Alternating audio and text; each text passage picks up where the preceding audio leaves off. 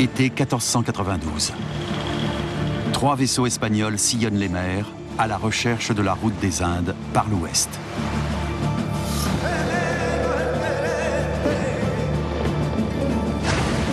Mais lorsque 3 mois plus tard, ils jettent enfin l'ancre, ils sont dans les Caraïbes. L'Europe vient de découvrir un nouveau monde. Nous croyons connaître la suite. La conquête d'un continent entier, avec des armes que les peuples autochtones ne connaissent pas.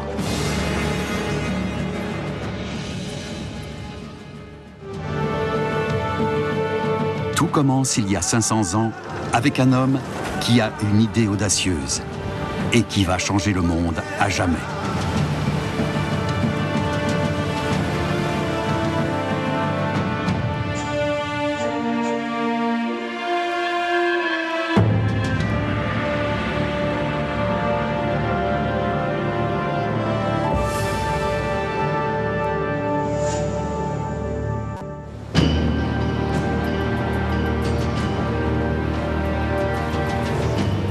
Christophe Colomb quitte sa ville natale de Gênes à la poursuite d'un rêve. Faire le tour de la Terre par l'ouest pour accéder aux richesses de l'Orient. Il vit à l'ère des conquérants et des explorateurs. L'histoire de Christophe Colomb se confond dès le début avec celle d'une reine avide, Isabelle de Castille.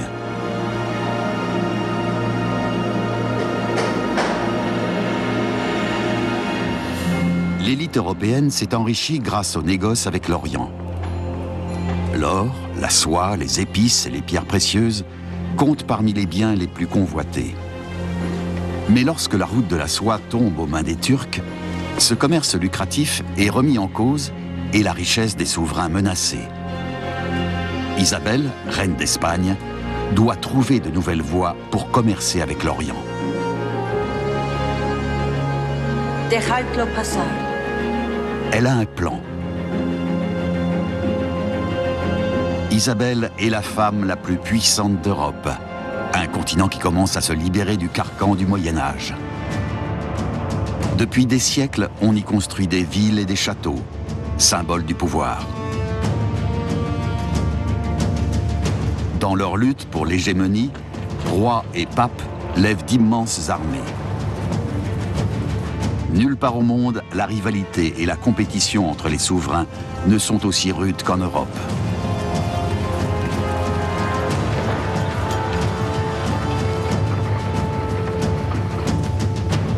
Assoiffés de terre et de richesses, les Européens veulent repousser leurs frontières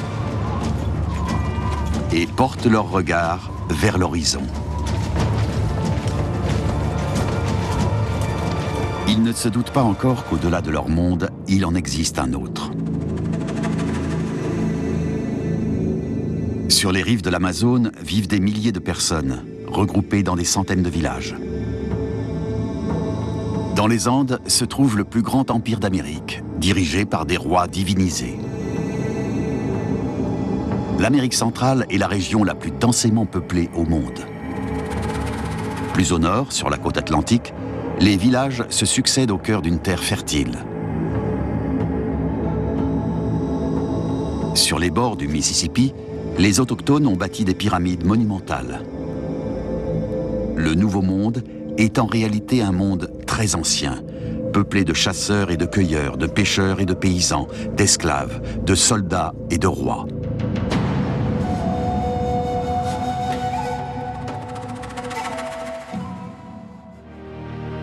Durant les décennies qui précèdent l'épopée de Christophe Colomb, les Européens épuisent largement leurs ressources naturelles. Ils vivent sur un continent où il y a peu de poissons dans les cours d'eau et de moins en moins de bois dans les forêts. Un continent peuplé d'hommes qui rêvent d'ailleurs.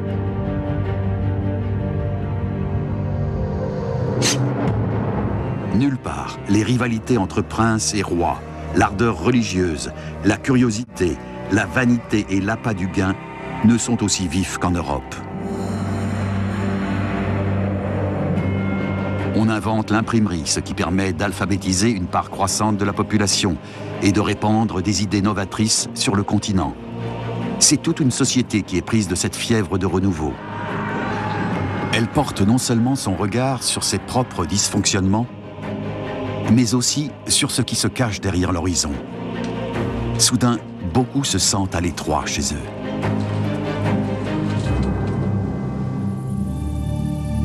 C'est l'époque où les rois d'Europe envoient des marins dans de lointaines contrées. Certains tentent de découvrir la voie maritime des Indes en contournant l'Afrique.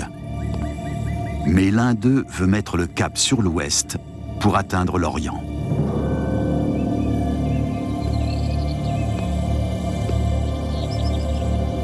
C'est un marin de Gênes qui a la folle idée de gagner les Indes par la route du Ponant. Christophe Colomb passe 5 ans à chercher des fonds pour son voyage.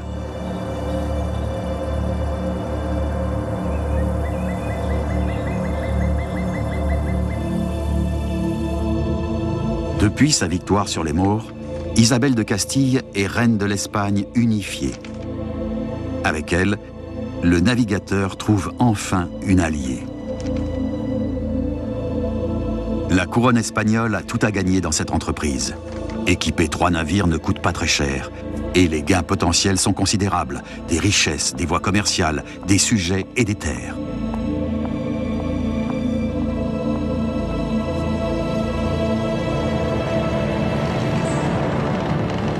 Au début, personne ne veut s'embarquer dans l'aventure. Mais on finit par rassembler un équipage de 87 hommes. Des analphabètes, des soldats au chômage, des porchers, voire des meurtriers qui préfèrent ce voyage dans l'inconnu à la mort derrière des barreaux.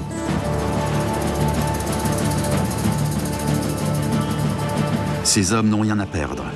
Dans la Nouvelle-Espagne, il n'y a plus de place pour eux.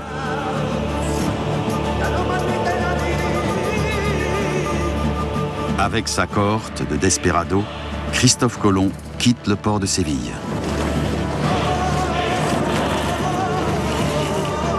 Nous sommes à l'été 1492.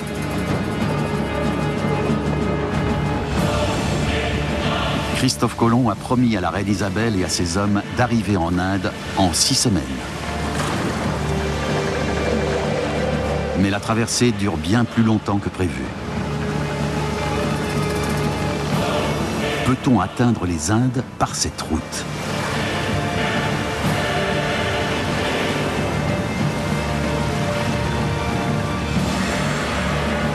Les longues périodes de calme plat, la chaleur et le doute accablent l'équipage. Les 6 semaines deviennent 3 longs mois. Christophe Colomb écrit dans son journal de bord: Mes hommes se plaignaient de la longueur du voyage qui leur paraissait insupportable. Mais je savais les réconforter. Je leur rappelais les profits qui les attendaient prochainement. J'ajoutais qu'il serait vain de protester parce que j'étais décidé à gagner les Indes et à poursuivre le voyage jusqu'à parvenir à destination, avec l'aide de Dieu.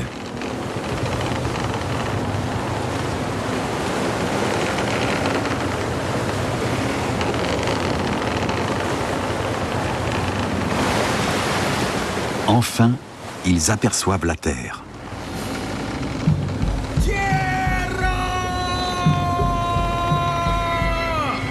Nous sommes le 12 octobre 1492, un jour dont on se souviendra. Christophe Colomb découvre l'Amérique.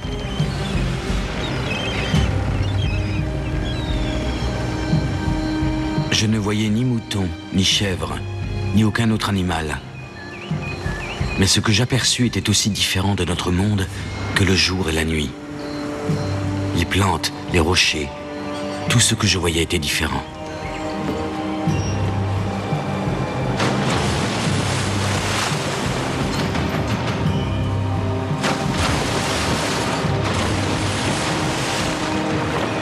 Christophe Colomb et son équipage sont convaincus que ce lieu paradisiaque se trouve sur les côtes indiennes.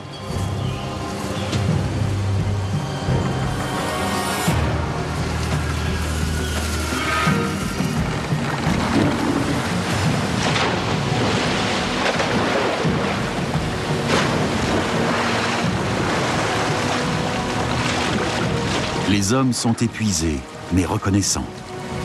Ils ont survécu à leur long périple et trouvé une terre pour la couronne d'Espagne, au nom de Dieu.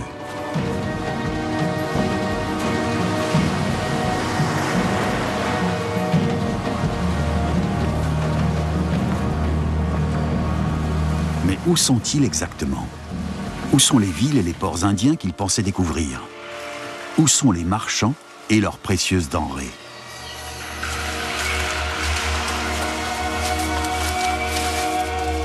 Christophe Colomb donne à cette île des Antilles le nom de San Salvador, d'après Jésus, le Sauveur. Le navigateur et son équipage appellent Indiens les hommes qu'ils y rencontrent, terme qui désigne les nombreux autochtones du continent américain et qui restera dans les manuels d'histoire.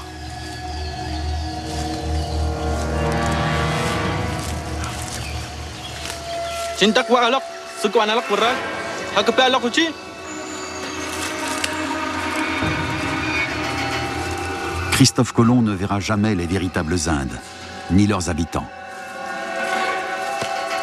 Jusqu'à sa mort, il demeurera persuadé d'avoir trouvé la route maritime des Indes.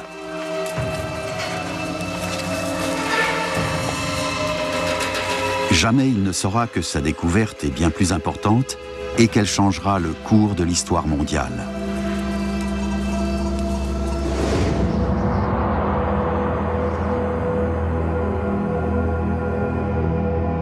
San Salvador n'est pas l'Inde, c'est la porte du Nouveau Monde.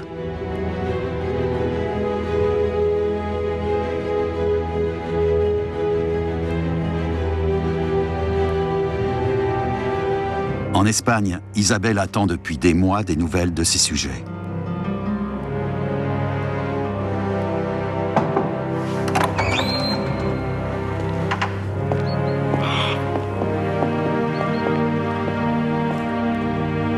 À son retour en 1493, Christophe Colomb raconte sa découverte dans une lettre adressée à la cour d'Espagne.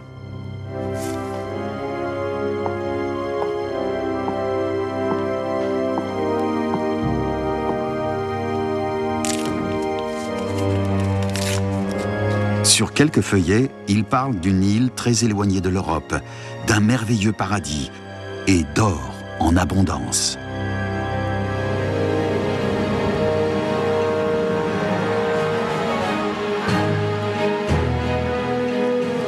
La nouvelle se répand comme une traînée de poudre. Chevaliers, pèlerins et commerçants la colportent dans tout le pays. La lettre de Christophe Colomb est traduite en latin, français, allemand et italien. Et en quelques semaines, elle est distribuée par dizaines de milliers. L'Europe a son best-seller. Un ouvrage qui attise les convoitises. Les régions arides d'Espagne poussent de nombreux hommes vers les ports de la péninsule ibérique, à la recherche d'une place sur un navire. On ne cherche pas que des marins, tout le monde peut embarquer. Sur ces terres étrangères, même un porcher peut devenir un hidalgo, un noble. Ces parias de la société n'ont rien à perdre. Ce sont des hommes désespérés qui ne connaissent que le combat. Ils rêvent d'or et d'honneur dans les Indes lointaines. Ils sont prêts à s'emparer des terres et à soumettre des hommes pour leur roi et leur dieu.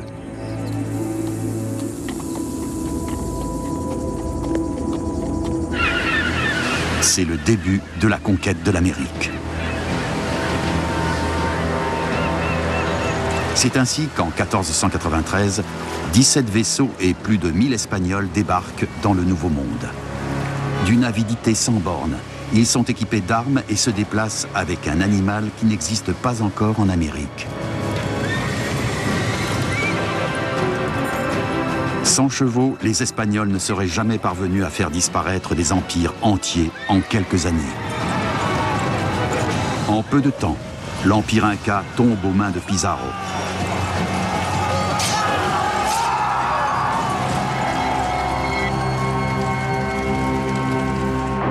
Les Aztèques d'Amérique centrale sont asservis par Cortés.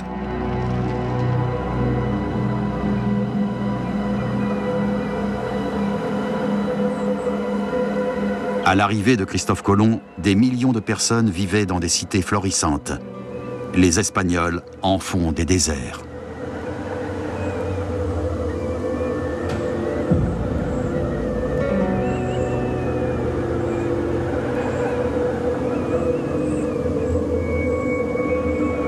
Là où autrefois on labourait la terre, poussent à présent des mauvaises herbes.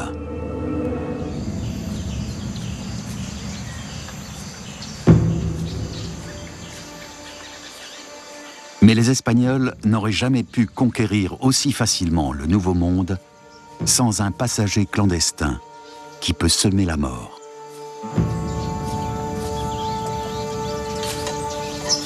Quand bien même Européens et Amérindiens n'auraient que des contacts bienveillants.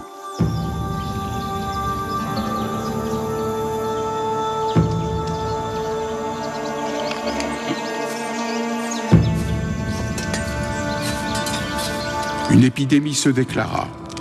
Une maladie avec des pustules, de gros bubons recouvrant entièrement le corps, y compris la poitrine, le visage et la tête. Note un missionnaire. Les malades ne pouvaient plus marcher, ni bouger. Ils étaient étendus, inertes sur le sol. Ils ne pouvaient pas changer de position, ni s'étirer, ni se retourner, ni lever la tête. Tous tombèrent malades et la plupart moururent. Beaucoup périrent de la faim et de la soif, car personne n'était en mesure de les soigner.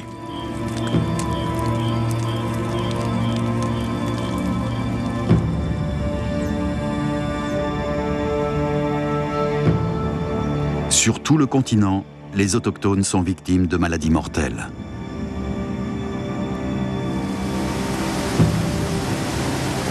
Presque tous les indigènes sont morts de la variole.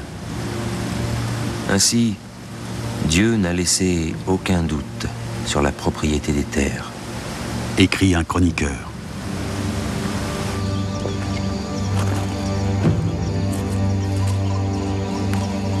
Aujourd'hui encore, les scientifiques tentent d'identifier les maladies importées de l'Ancien Monde, de reconstituer leur parcours et de dénombrer les victimes.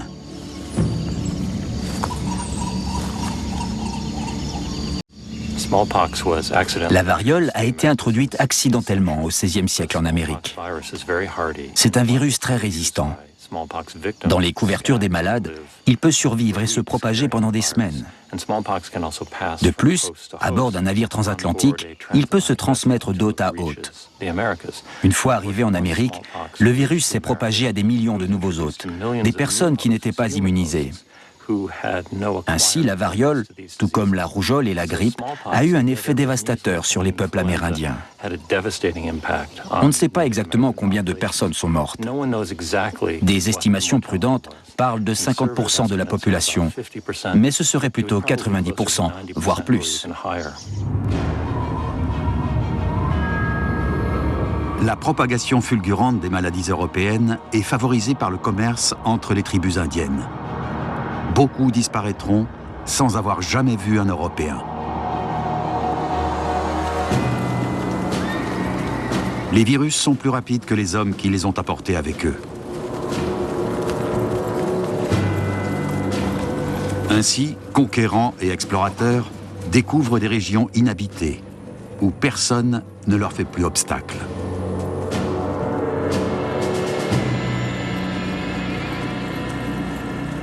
Où qu'ils aillent, les Européens trouvent un paradis terrestre vierge de toute trace humaine. C'est du moins ce qu'ils croient.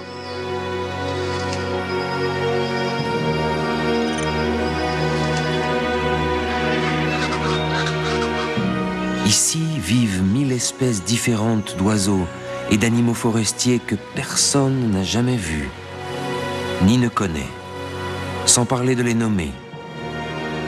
Ni les Grecs anciens, ni aucun autre peuple de ce monde n'ont jamais su ce qu'il y a ici.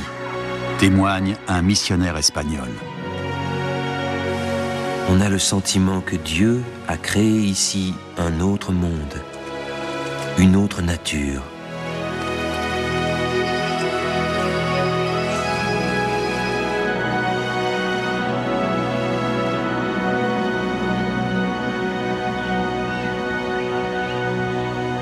Pour convaincre leurs compatriotes de la véracité de leurs récits, les voyageurs rapportent en Espagne des animaux et des plantes exotiques.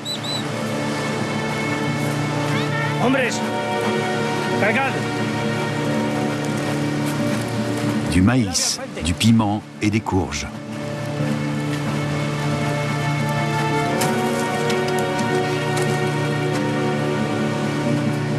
tomates et des pommes de terre.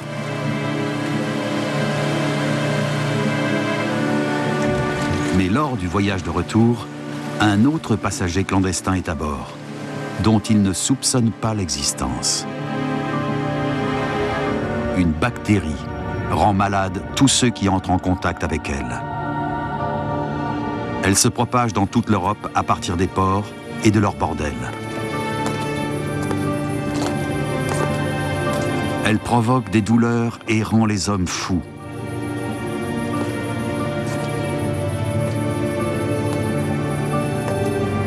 Elle est particulièrement insidieuse, car elle prend son temps pour tuer ses victimes. On parle de mâle espagnol, de variole française. C'est la syphilis.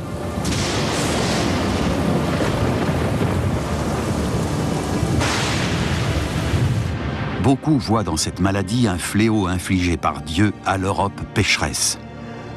Ils ne savent pas que cette épidémie vient d'Amérique, le continent sur lequel ils fondent tant d'espoir.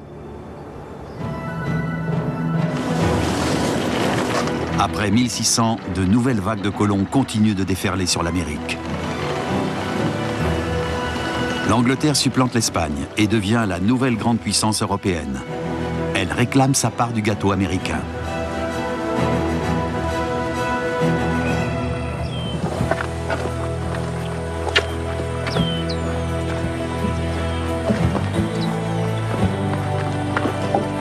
En 1607, les Anglais fondent leur première colonie.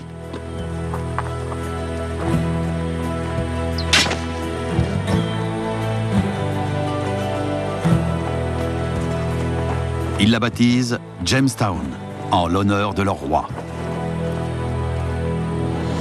Jamestown sera leur nouvelle patrie.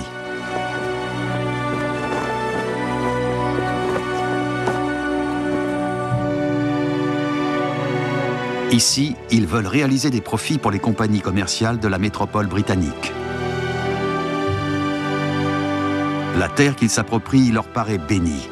Ils y trouvent des forêts, des fleuves et des lacs qui, visiblement, n'appartiennent à personne.